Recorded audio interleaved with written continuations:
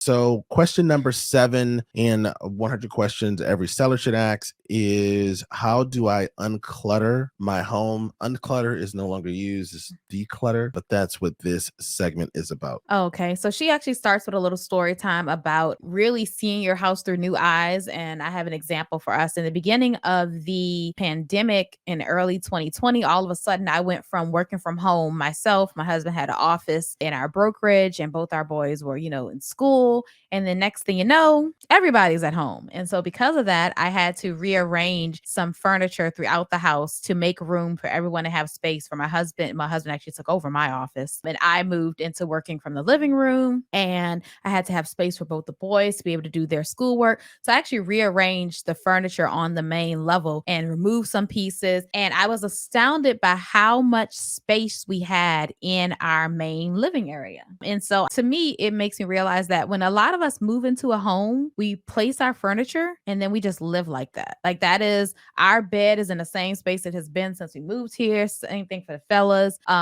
Everything is set up in one way. And so you don't really get a chance to see your space in a different way until perhaps you're ready to sell. And then you start to move things around and you declutter and you realize that you had much more space in your home than what you thought. Yes, this book has a saying that I like, which is the concept of being a seller clashes directly with the concept of being a collector. When you live in a home, you start to collect things. When you're selling a property, the goal now is to move away from collecting items Mhm. and to position it in the mind of a buyer. Yes, she spends a lot of time talking about that because she also says that homeowners masquerade as collectors, Mhm. which I really like. And it's because we keep things, we get things. We talked about this in a previous decluttering video. We talked about how we get greeting cards, and for some reason we keep those greeting cards. We have knickknacks all over the house, and when you're ready to sell your house, you're forced to kind of edit. And a lot of us don't spend any time editing our homes outside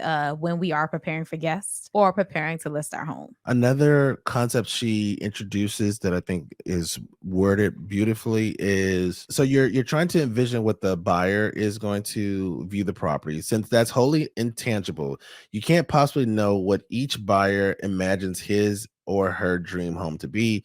You must ready your home as if preparing a blank canvas upon which any buyer could paint the house of his or her dreams. That was beautifully said. Now, there are two basic keys to decluttering. One is to remove things just to place them, put them away until further time. You can remove everything from, and not just remove, but also move. You can move things from tables, take everything off your kitchen table, everything off your kitchen countertops. You want to kind of declutter your bookshelves. And some people, like our bookshelf is completely filled with books, right? But it would look neater if we just took maybe 50% of them off. So she recommends taking all the books off your shelf. I don't know how I feel about that, but because I disagree where with. are those books gonna go? Where are those books? I mean, really, where are we gonna put those books? Well, she But recommends storage. So adding a storage space, or really, she says that if you haven't read the books or if you haven't done anything with the items, then just to give it away. So save yourself time and energy and money. And if you haven't used something in the past 3 to 5 years, give it away. With the books, another thing she says that I think is important to consider is, as a seller, you want your home to be as clean and neutral as possible while still looking lived in.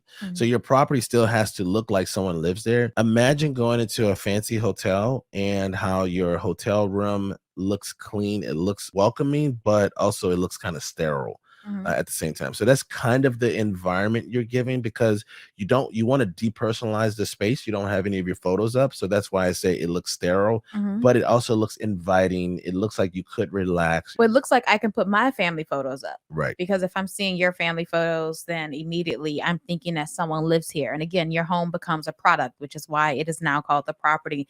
Now, another thing she mentions is, in addition to cleaning up, your main living area, you actually want to spend some time throughout the home decluttering. So you don't just want to clear your kitchen counters, you want to clear your bathroom counters, save for a soap dispenser. You don't, put everything in like a little caddy under the cabinet. Same thing with your shower. You don't want to have a million products in your shower. You want it to look tidy. And you also want to have it set up that way so that when you have showings, you don't have to remember to clean up. If you already have everything decluttered and put away, then it's just easier for you to leave the house at the beginning of the day and not have to think about what you left out before showing. Now, you also want to gather, as we said, any loose family photos, get paper. If you have an entertainment center, you want to make sure that you're not leaving a bunch of things, video games, things of that nature out on the entertainment center. We talked about this previously where you're going to kind of weed through your closet. Not that you have to get rid of the clothes, but maybe just take some stuff out so it doesn't look so full. Again, that gives the illusion of more space. So if there are items that you're not currently wearing, items that are out of season,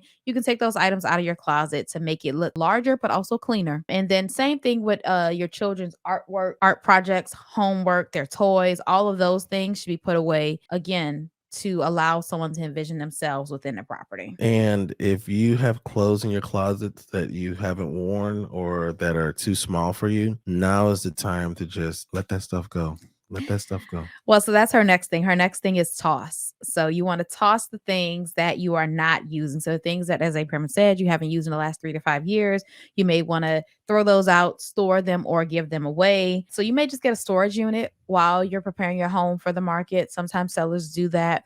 Matter of fact, many moving companies have deals where if you want to store some things with them before or while your house is on the market and you can use their company to move, then they'll often give you a discount for storage there. So a lot of people would choose to store things because many of us have a problem with letting go. Just let it go. And It it's, doesn't bring you any more value. If you have some excess furniture, right? Like some things, you have a sofa table that you love, but maybe is a little tight in the space. So you know you want to keep it, but it's not going to help with the showing or the aesthetics while the property's on the market. So again, put those things in storage and arrange your furniture in a way that shows the space off best. Like if right now you have your furniture arranged in a way that's efficient, but it doesn't look the best, well, you may need to rearrange your furniture in a manner in which it will look better. It will photograph better and it would allow others to see the home in a better light. One pet peeve I have is where individuals who have decks on the townhouses on the main level, so like that middle level, they will have their furniture kind of blocking the door to the deck because they don't go out on the deck. And that's fine when you're living in the property, but when you are showing your property to other people, you're kind of accenting these spaces and you don't want to deter somebody. You're like, oh, that deck is useless. Right. Okay. And then the final tip is don't forget the exterior.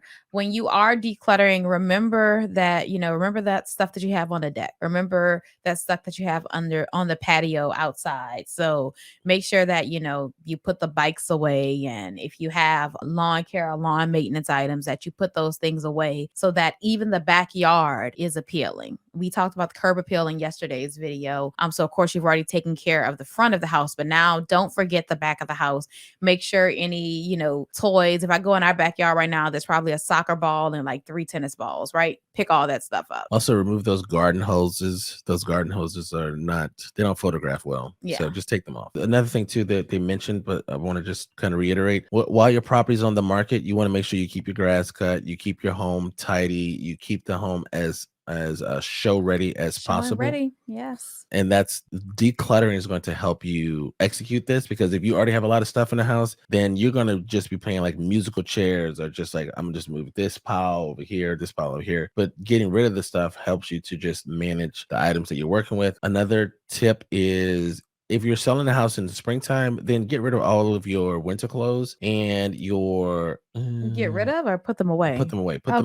Put away your winter clothes. Yes, that's what I said when you were editing your closet. Like just kind of get rid of those things for now. Put them away. That'll make it easier for you to get ready for showings. So that's it. So that's question number 7. How do you declutter your home? And that was in 100 questions. Every seller